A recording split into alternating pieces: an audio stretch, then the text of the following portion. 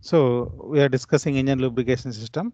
The main purpose of lubrication system is to reduce the friction between the moving parts. Where there is relative motion, there the lubrication is required.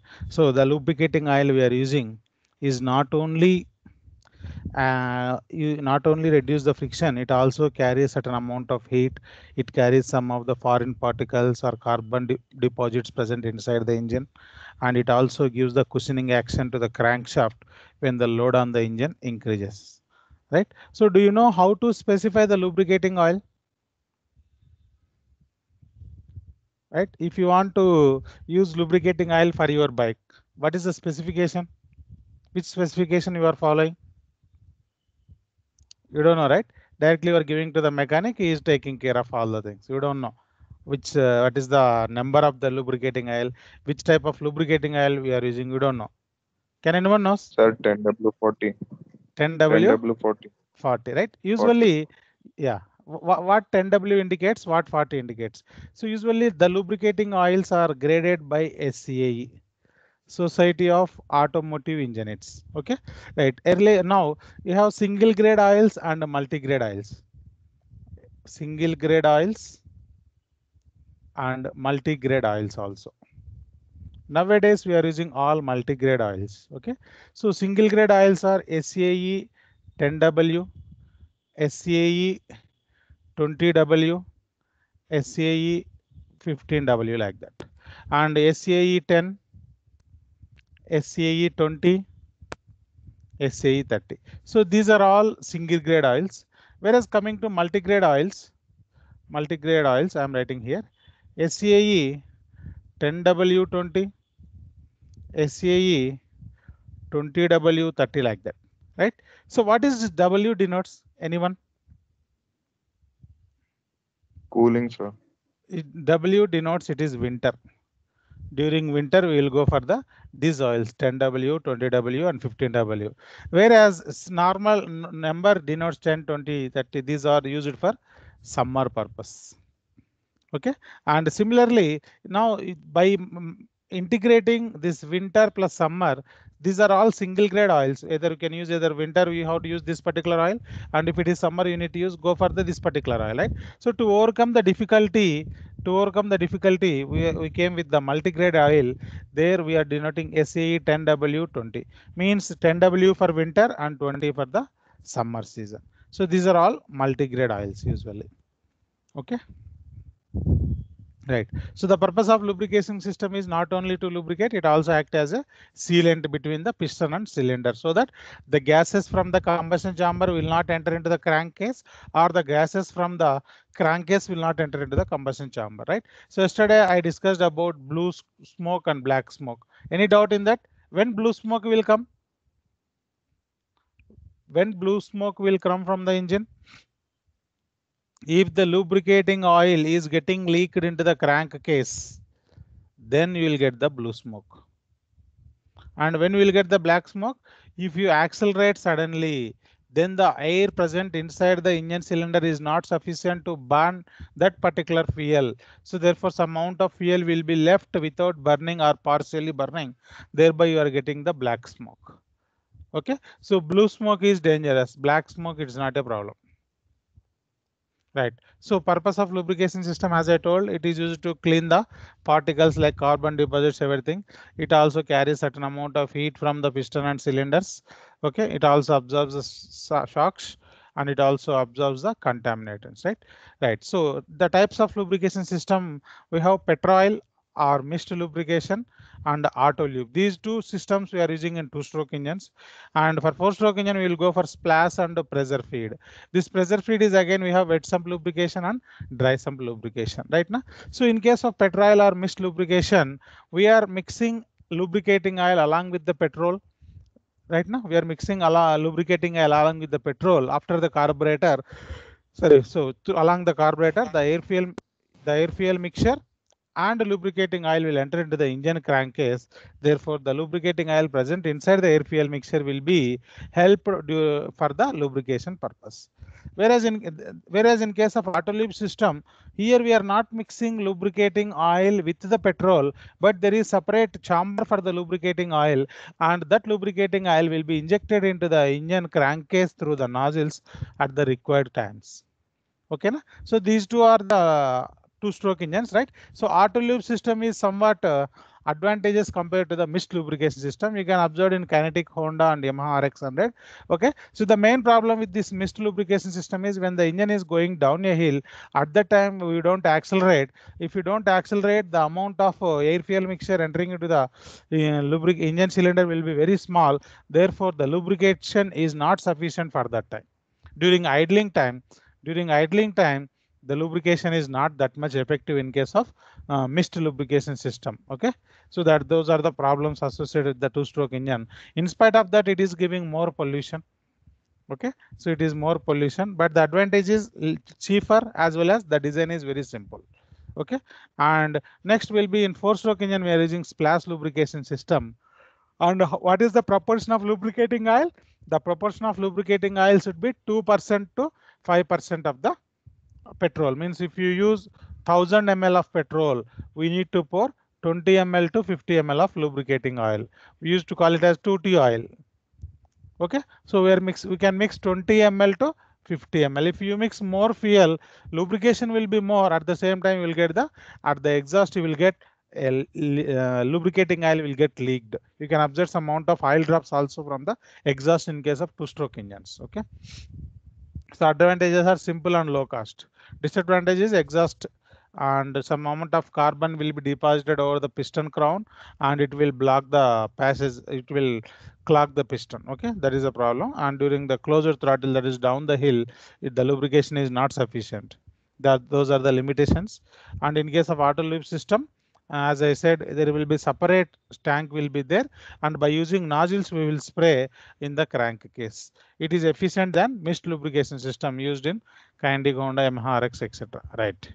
Now, splash lubrication system, it is used in four-stroke engine, right? So where the speed is less than 250 RPM.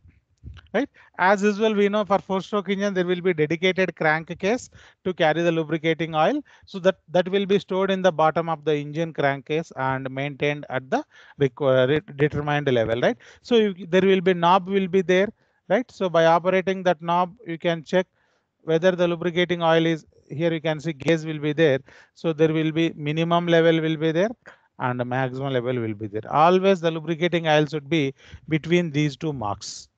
We can check, right? If it is a new engine and if it is regularly maintained, need not to check every time. But if it is a old engine, let us say you are getting smoke as the exhaust, even for four-stroke engine also we will get smoke at the exhaust. The reason behind this one is if the piston rings are worn out. If the piston rings are worn out, what will happen? The lubricating oil will be leaked into the engine combustion chamber. Thereby, what will happen? You will get the smoke at the exhaust. At the same time, the level of the lubricating oil will be keep on decreasing. Right now, so that is the reason behind that.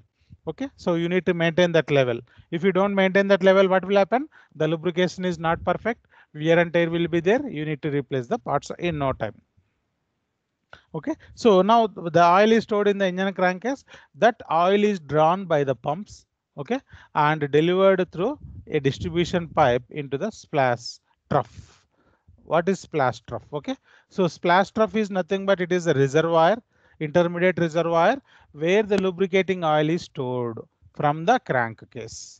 It is located under the bigger end of the connecting rod. As we know, the bigger end is connected to the crankshaft and smaller end is connected to the piston. Okay, these troughs are provided with overflows and oil in the trough is therefore kept at constant level, right? So because the oil is circulated or supplied from the engine crankcase to the splash troughs, okay, so always we will maintain the maximum level. Once the excess oil will be there inside the splash trough, that will be discharged back to the crankcase. Okay, again from the splash trough, how the lubricating oil is circulated to the parts. Okay, then we can call it as a splasher or dipper. A splasher or dipper is provided under the each connecting rod.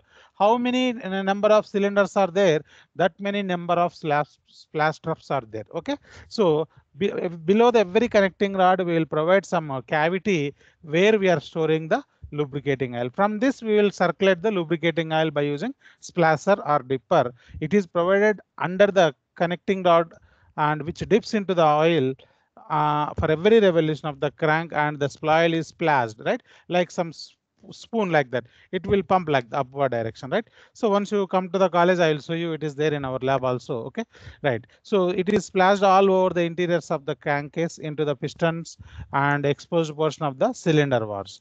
The oil dripping from the cylinder is again collected into the sump, where it is cooled by the air flowing around, and the cooled oil is again circulated. Let me show you the figure. Now you can see at the bottom we have crankcase. Inside this crankcase we have lubricating oil, right? So this is the oil pump. Can I use normal or water pumps to pump the oil? Can we use the normal ordinary centrifugal or reciprocating pumps for pumping the oil?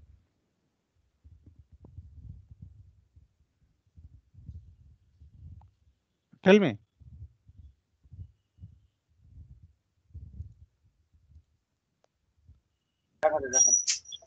Sorry?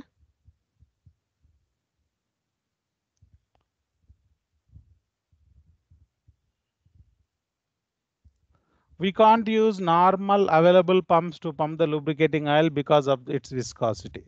Okay, so the viscosity of the oil is more compared to the water. Okay, so we need to use gear pumps. We need to use gear pumps or rotor pumps. Rotor or vane pumps we need to use, right? So these all pumps are positive displacement pumps.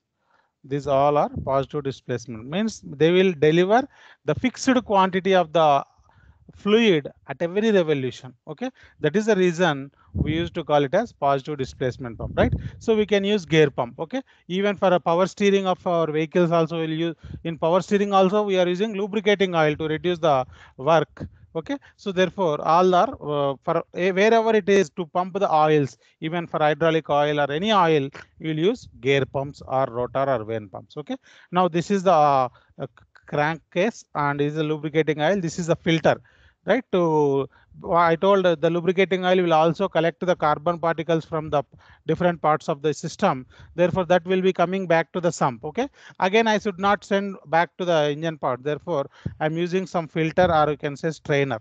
Okay. So this filter will filter the dust particle or foreign material present inside the lubricating oil, and only pure oil will be sucked into the pipes. Okay, and through the oil, now you can see this black colored one is the line, pipeline. It will carry the oil line. This is the oil line.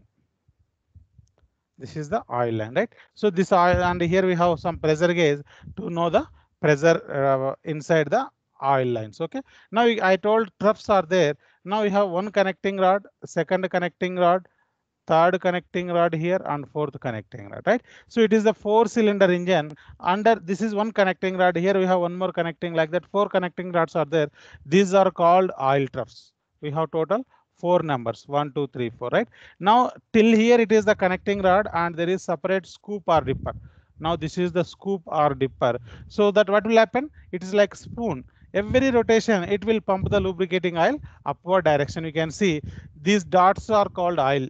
So these are the oil coming from the trough when it is in rotation, because the speed is very, very high. It is not that much slow. Right now, let us assume if your engine is rotating at 2000 RPM. If your engine is rotating at 2000 RPM, right? So then you can assume, imagine the speed of this crankshaft. Okay, 2000 RPM.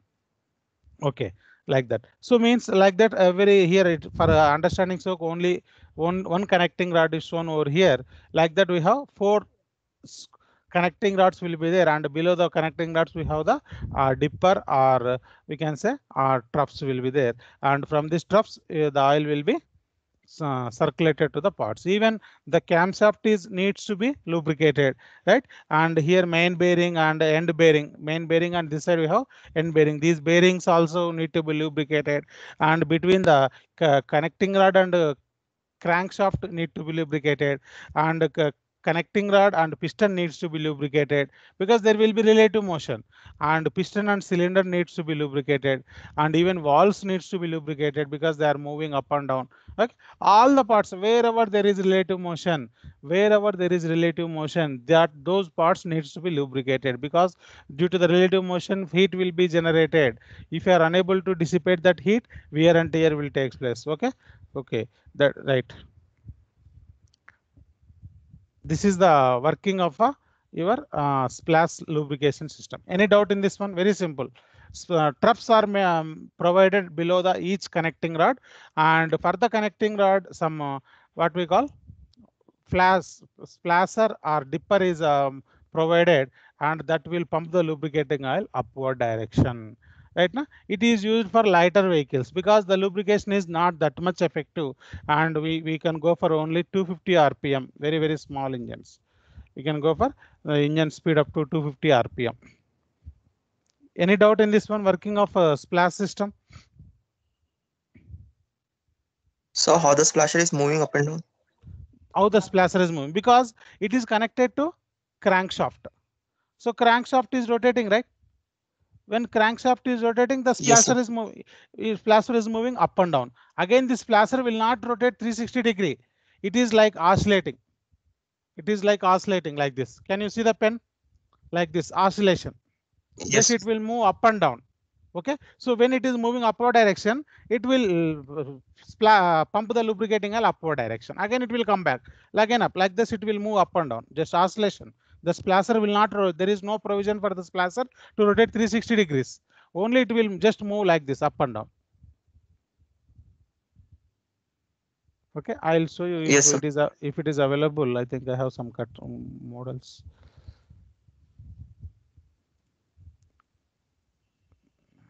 Cut section.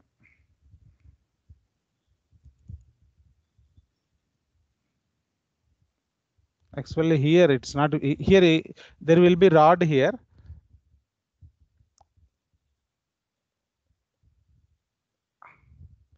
Like this, here one splasher will be there. It's not visible actually.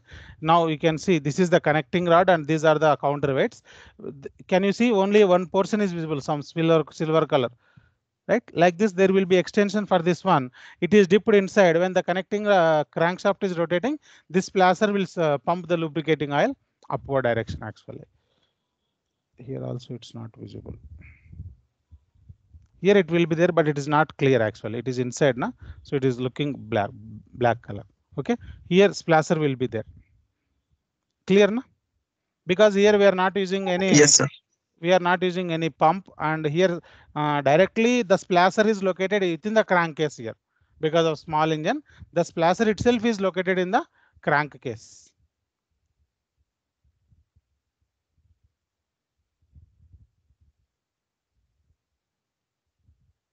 While it is splashing upward direction, these parts are also will be lubricated. Yes or no? These cams are also lubricated. Everything will be lubricated. Wherever lubrication, wherever relative motion.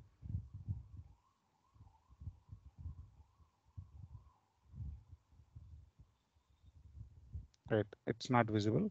I think whenever I will go to college, I'll take one more picture. Right. So it Clear is now? beneath the big end of the connecting rod. Yeah. Yes, exactly. Below the big end of the connecting rod. Below the crankshaft, I can say. Clear now? Yes, sir. Splash lubrication system. This figure you need to remember. And next, pressure feed system. Here, the oil is drawn from the sump by oil pump through an oil strainer as usual. Earlier also we have the pump and strainer. The strainer is a fine mesh screen which prevents the foreign particles from entering into the circulating system. And a pressure relief valve is also provided which automatically keeps the delivery pressure constant and can be set to any value. When the oil pressure exceeds that value, the valve will open and allow the excess pressure to return back, relieve the excess pressure from the system. Okay. Right here you can see the difference here is there will be dedicated fuel lines, oil lines will be there for each part wherever lubrication is required. Okay. Now you can see these yellow colored pipes are the oil lines. This yellow color one are the oil pipes. Even you can see oil filter is also provided. For earlier system, there is no oil filter, only strainer is there, right? So from the pump, the oil is passing through the oil filter, right now. So you know, for every servicing, they will replace the oil filter. If it is diesel engine, they will replace the diesel filter also. Because if you don't use the oil filter, though we are using strainer, any small tiny particles are there, there may be chances of escaping. So that will be accumulated inside the oil filter. Now you can see this line is going here, and you can see the pressure gauge over here. If excess pressure is there, there will be pressure relief valve. Okay, so that valve will relieve the excess pressure from the lines. Okay, so that to safeguard the system. Now you can see this yellow colored one is your oil. This is oil, right now. So now we can see one line is there for the here between the crankshaft and connecting rod. Again between the crankshaft and connecting rod. Again one more opening at the crankshaft and connecting, right? Means these which parts needs to be lubricated? The connections of connecting rod and crank and piston, and camshaft and valves and piston and cylinder. These parts needs to be lubricated. Again we need to lubricate gear on the camshaft and gear on the crankshaft and bearings of the crankshaft. So this is the main one end of the connecting rod bearing. This part is also lubricated, and you can see this is the camshaft. This is the camshaft and this is the crankshaft. This is the gear mounted over the crank, and this is the gear mounted over the cam. And you can see at the back end we have push rods. Okay, these rods are called push rods. Right now, rocker arms mechanism for operating the valves. Okay, now you can see this is one cam, this is other cam. These cams needs to be lubricated, and this piston needs to be lubricated, and valves needs to be lubricated.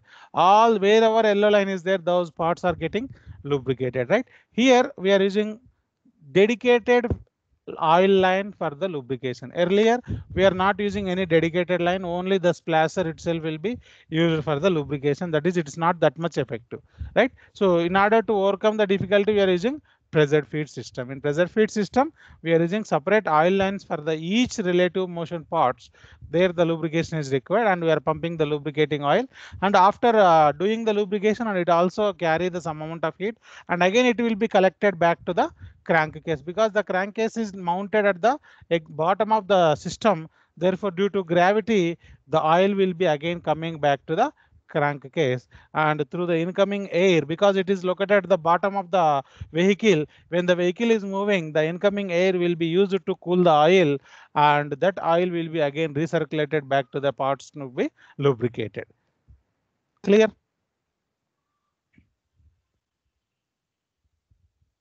Yes, sir. Right. This is the pressure feed system. This is 2D diagram, you can see.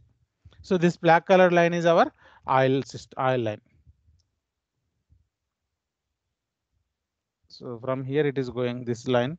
These black lines are called our system, oil system. Timing gears we are calling crankshaft and camshaft gear. This is the camshaft. Now wet sump lubrication. Okay.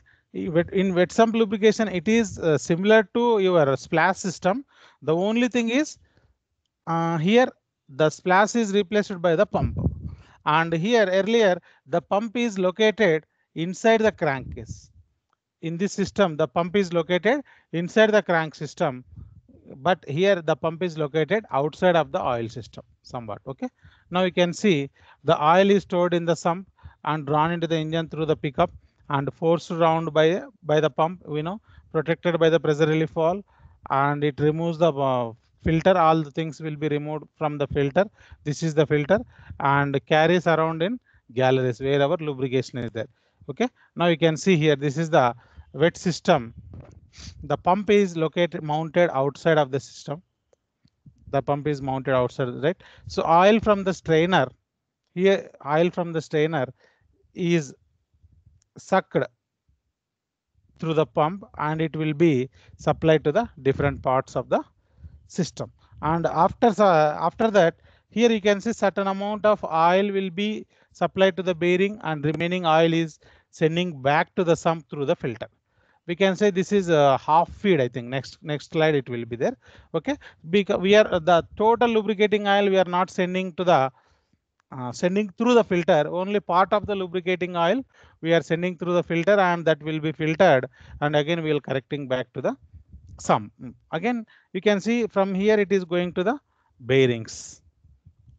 Okay, here we have separate arrangement breather right now. So breather is to create the pressure difference, right? So because we can vent, we can say breather, I can call it as it is a vent. Let us say if you see in our homes there will be overhead tanks, water tanks. Okay, and if you observe for the overhead tanks, they will keep some pipes extra, just to they will be open like this. 1 or 2 pipes they will keep. They are simply nothing but breathers, right? Because whenever let us say inside the tank water is over, right? Unknowingly, let us say you already opened the tap. You don't know that water is not there, you open, right? At that time there may be chances of vacuum will be stored inside the pipe. At that time, though the water present inside this one, there may be chances of not getting the water. Okay, you don't get any water. At that time, these pipes and these pipes are interconnected, therefore air will be entered through these pipes and it will clear the vacuum. So this, like similar to this one, there will be breather pipes. Okay, so this is the wet sump, because the name wet sump is means always the sump will be with the oil. And next will be dry sump. So here we are using 2 pumps here, and one more tank, 2 tanks also, right? From the sump we are storing the oil at the intermediate tank. Okay, because the lubrication we are supplying from the crankcase may not be sufficient for the high-end systems. Let us say for sports vehicles, off-road vehicles, the lubrication we are providing by using the bottom sump is not that much effective. At that time we will go for the dry sump system. It uses an additional pump as well as the remote oil tank. We have one pump at the sump and one more pump to store the lubricating oil into the supply tank. Okay, I have 2 tanks over here. You can see this is the scavenging pump. This scavenging pump always suck the oil from the crankcase and it will store into the supply tank. And again from the supply tank there we are using one more pump that will pump to the parts to be lubricated. Means directly we are collecting the oil from the sump to the supply tank. Always we are maintaining sump as dry, because we are removing every time whatever oil present inside. That is the reason the name dry sump is coming into picture. Okay, it is used in situations when a wet sump cannot cope up with the oil supply in unusual or extreme conditions, that is heavy acceleration, that is racing cars or off-road driving and steep hills and uneven surfaces. Right now during that time the wet sump lubrication may not provide that much lubrication, sufficient lubrication. At that time we will go for the dry sump system. In dry sump there will be extra tank, right? So first the oil from the sump will be collected, right now. So oil will be collected in the supply tank, and that from supply tank the oil will be supplied to the parts to be lubricated. This is about dry sump lubrication. Okay, so these are the parts where the lubrication is required. So same thing, this is the connecting rod, this is the expanded view. This is number 1, number 2, number 3 and number 4. Okay, right. So this is the front end bearing. Here front end bearing will come, here rear end bearing. This is the crankshaft and piston 1. This part needs to be lubricated, and this is support of the bearing. This is also bearing support, and here also we have total 5 bearing supports will be there, and total 4 pistons are there. All these parts needs to be lubricated. This thing, same thing here through the pipelines, connecting rod portions, bearing support, right? Bearing, right? Connecting rod, bearing support, connecting rod, all these parts. Yellow colored line is the oil line. Even you can see at the smaller end we need to lubricate, because there will be bearing, journal will be there, and here also bearing, journal will be there, that needs to be lubricated. This is your connecting rod, bigger end and smaller end. Right. So these are the parts we already studied: oil sump, oil pump, pickup screen, pressure regulator, oil filter, bypass filter, bypass valve, and oil galleries, dipstick. Dipstick means it is used to measure the level of the oil inside the crankcase, and pressure indicator to know the pressure inside. So if the pressure inside the oil line is low, we will get some warning inside the in dashboard, some oil like this symbol will come. Observed anyone? this red colored symbol will be appeared. It indicates that the oil pressure is low, means the lubrication is not happening properly. You need to check for that. So I'll sump, it is located at the bottom side of the engine. It is made up of sheet metal with the baffle plates inside. Baffle plates are for cooling the oil, okay, to cool the oil, because when it is passing through the baffle plates, we are giving more time to reach, thereby it will be cooled. And storage reservoir, and at the bottom we have drain plug. It's not visible somewhere here. Drain plug will be there, and to remove the oil. Okay, oil pumps, you can see this is the gear pump, this is the vane pump or rotor pump. Okay, so the gear pump means two gears are in mesh and two gears are mounted inside some what we call closed cell, right? Means oil, this is the inlet, is inlet and this is outlet. Let us assume it is moving clockwise direction, then it will move anti-clockwise direction. It's not required the working, just I am explaining. When this gear is rotating clockwise direction, what will happen? So there is no clearance between the gear as well as the its periphery, we can say. This is called annular passage. Within these pockets the oil will be stored or carried, and the same oil will be discharged or delivered here. Here also same, when this gear is moving, it will carry the oil in these pockets, and when it is coming at this point, this oil will be discharged and the same oil will be supplied. This is a gear pump. So we cannot use normal pumps available in our market for pumping the lubricating oil. There will be dedicated pumps, gear pumps or rotor or vane pumps. Okay, so even also here also same, the oil will be carried between these two. So this is the cut section. Here we have from top, we have some closing will be there. From here the lubricating oil will go. Okay, and this is a rotary oil pump. This is one more crankshaft, not required. Like this is gear pump. I told this black color one is the oil.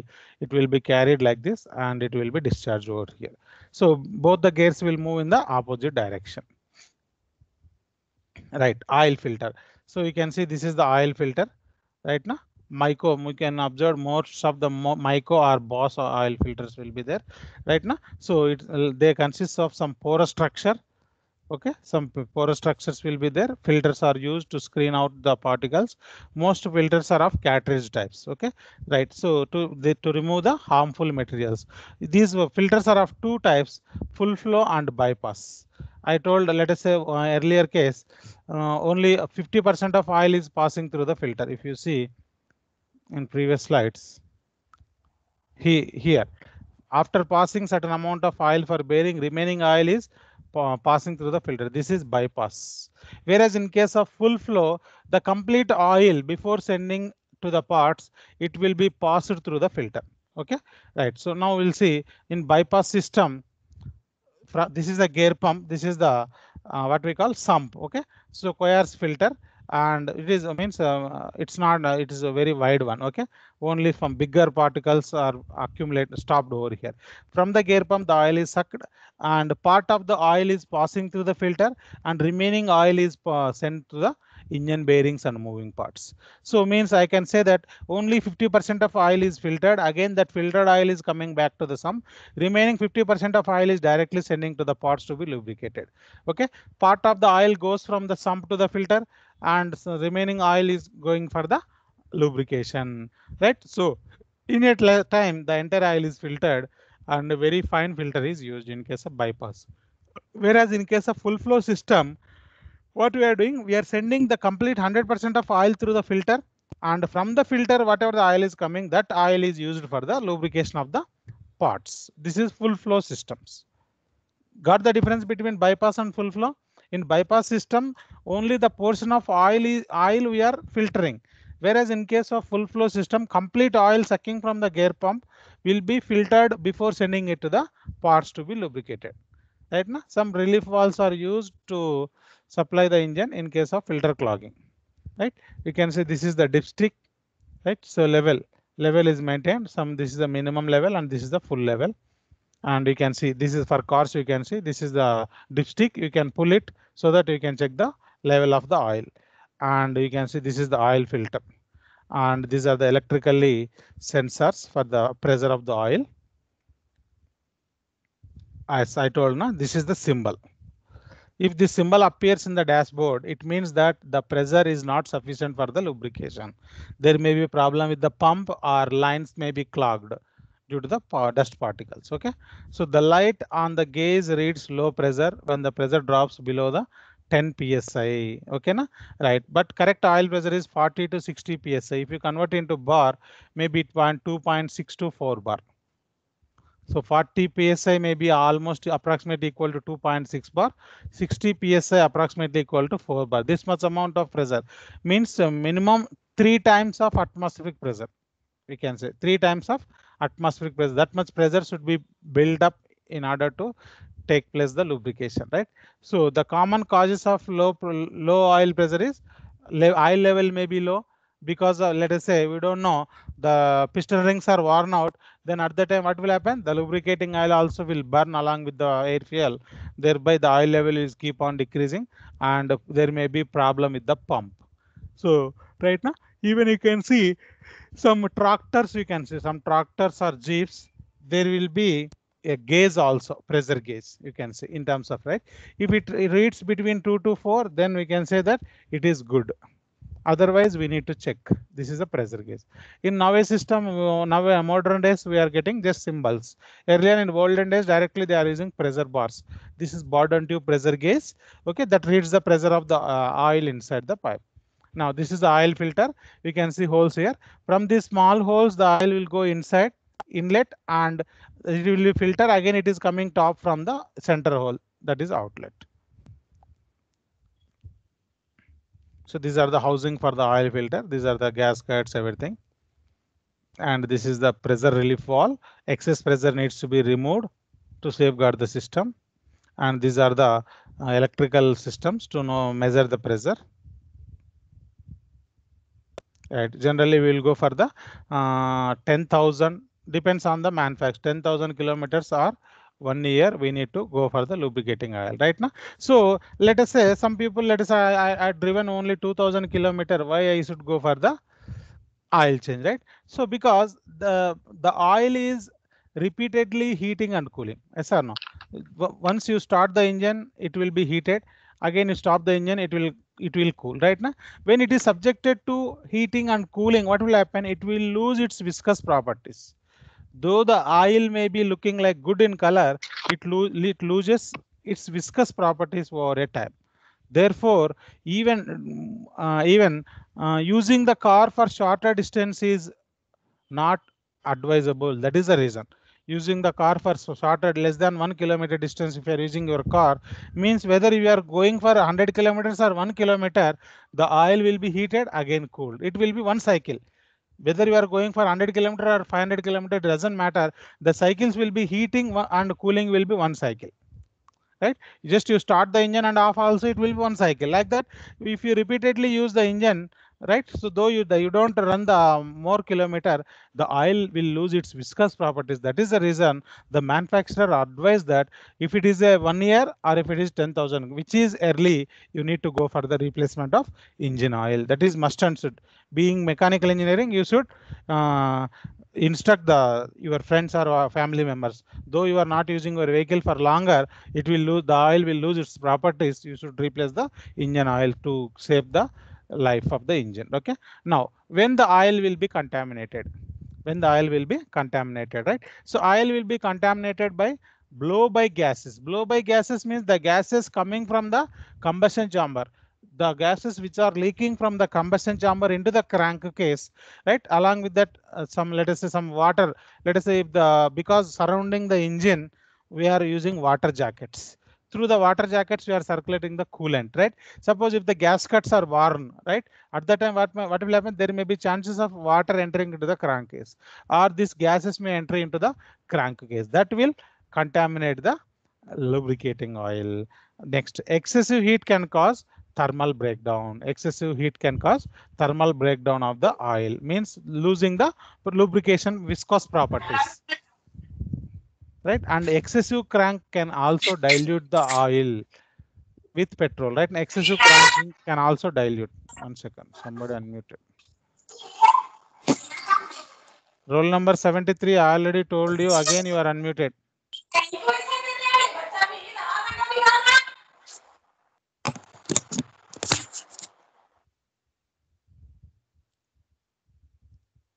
Okay, and cooling gaskets leaks. That's what I told. If the water leaks, right? So then it causes the sludge. What will happen? It will form a some thick oil. And short distance driving is also not advisable. Short, if you use for very short distances, I told whether you go for 1 kilometer or 10 kilometer, it will complete one cycle. Means it will oil will be heated and oil will be cooled. The number of times it will heated and cooled, it will lose its properties. Okay, extensive idling means if you don't let us say if the engine is on and the vehicle is in rest position, that is idling period. Idling means let us say at the signals, right? Let us say due to traffic jam, if you are in traffic jam for 10 minutes, let us say the engine is on but the vehicle is in rest position, what will happen? The oil will be heated but it's not get cooled. Again the hot oil will be circulated.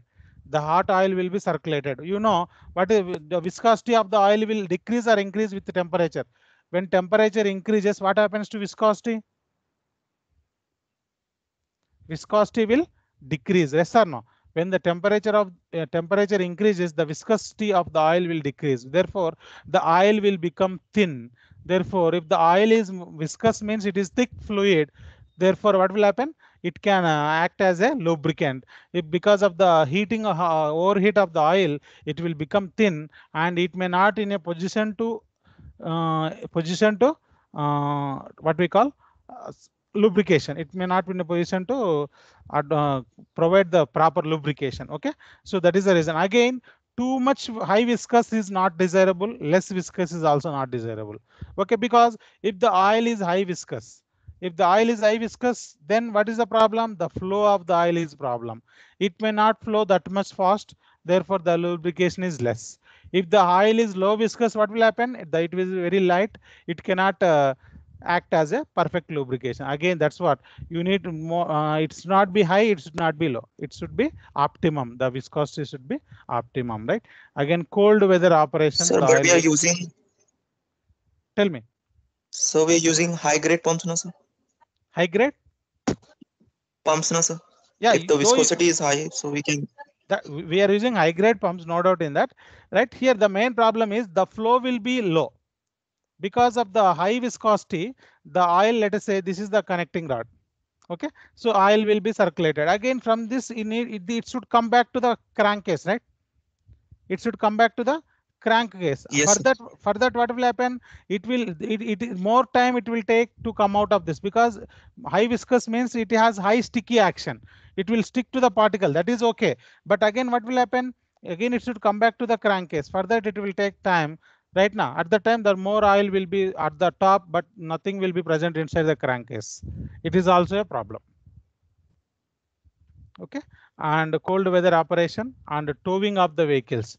When towing of the vehicles, what will happen? It will be lifted at one end, therefore oil will be circulated one side only. And excessive heavy loads over the crankcase and dirty and dusty conditions. So these are the causes of oil contamination. Okay, so this is about the lubrication system, and next we will discuss about ignition system. Clear about lubrication system, students? Yes, sir. Right. Lubrication. Now we will see about ignition systems.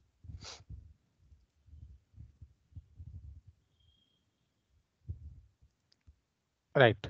What is the purpose of ignition system? Anyone? What is the main purpose of lubrication ignition system? Right. I told it should give high. Sorry, what happened?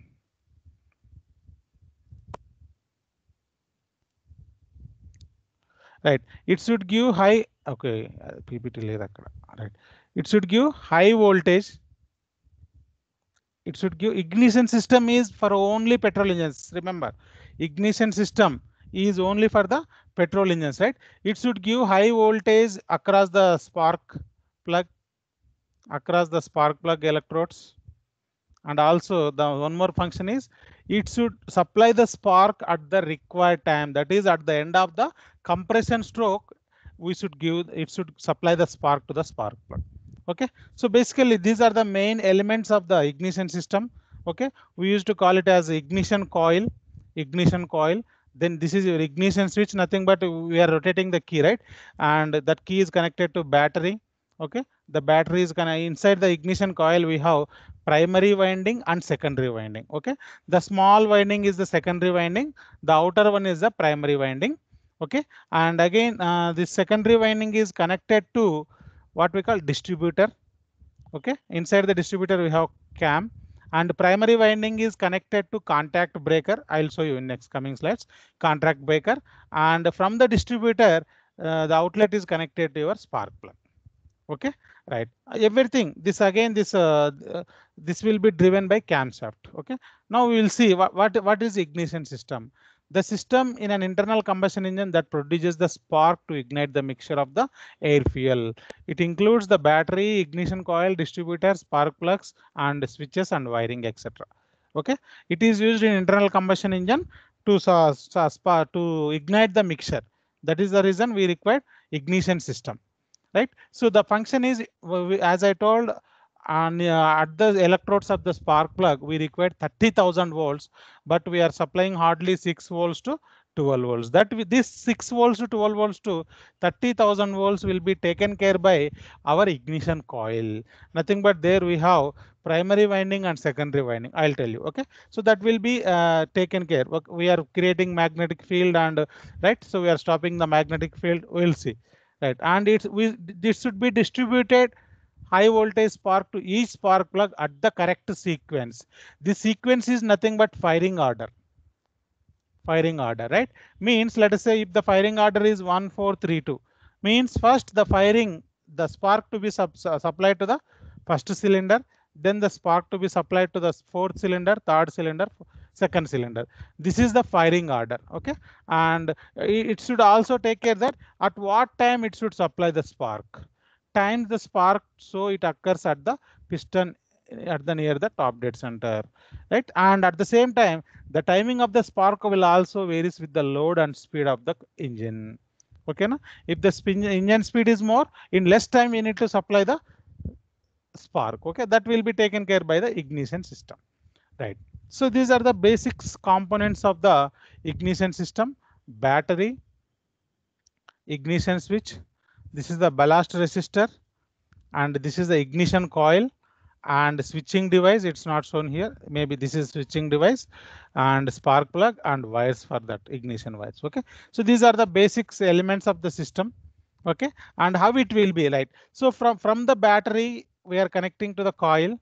From the coil we are connecting to the switching device. We can call it as contact breaker. Contact breaker. And again from the coil we are connecting to the spark plug if it is a single cylinder engine. If it is a multi-cylinder engine, this outlet is connected to the distributor. It is connected to the distributor. From the distributor, according to firing order, the spark will be distributed. Okay, now you can see here battery supplies power to the system, ignition switch turns the engine on or off, coil transforms the volts, that is 6 volts to 30,000 volts will be taken care by coil, that is your ignition coil, and the switching device triggers the ignition coil. This one, how the 30,000 volts will be generated? By breaking the circuit. By breaking the circuit, automatically this much voltage will be generated. I'll tell you. And spark plugs and distribute spark. Okay, spark plug wires for distribution of the spark. Right, you can see this is the ignition coil. Even we can call it as a transformer. It has two types of windings: primary winding and secondary winding. Primary windings are number of turns are hundreds, in terms of 100, whereas in secondary windings are in terms of thousands. It may be 20,000 or 30,000 tons. You can see the black colored one are the secondary windings, very small wires. Okay, and outer case we have primary winding. Okay, this primary winding, one side it is connected to the battery, other side it is connected to the contact breaker. Okay, and the secondary winding, this is the outlet from the high voltage line. This is connected to your distributor. This is connected to distributor, right? So first what will happen when this is my iron core, this is soft iron core. You can see over the soft iron core we are using secondary winding, again we are insulating, again we are using primary winding. There will be insulation between primary winding and secondary winding. When the voltage is supplied to the primary winding, what will happen? Some EMF will be generated and magnetic field will be produced. So you can see this is the secondary windings and the outer one are the primary windings. So this is the outlet we are getting 30,000 volts. This is from the battery to the contact breaker. This is to the battery. From the battery it will come here, and from here it will go to the contact breaker. Okay, so basically we have two types of ignition systems: battery ignition system and magneto-ignition system. Basically, battery ignition systems we are using in 4-stroke engines, and magneto-ignition systems we are using in 2-stroke engines. Okay, so this battery ignition, simply remember, if you are using a battery in your bike, so anyhow all cars are nowadays all 4-stroke engine. How to remember that whether it is a battery ignition or magneto-ignition? If you are using battery inside your bike, then we can say that it is battery ignition system. Right here in magneto-ignition system, we don't use battery, but we are using magnet, right? Magnet with coil. You can say in Chetak. In Chetak, are you using any battery? We are not using any battery. There will be coil. Okay, right. So that is in 2-stroke engine. We will go for the magneto-ignition system. I think almost we are end up to the time. Okay, it will take time to explain. Okay, next class I will continue with the ignition systems. After that I will go to the fuel systems. Right. Any doubts till now in today's class?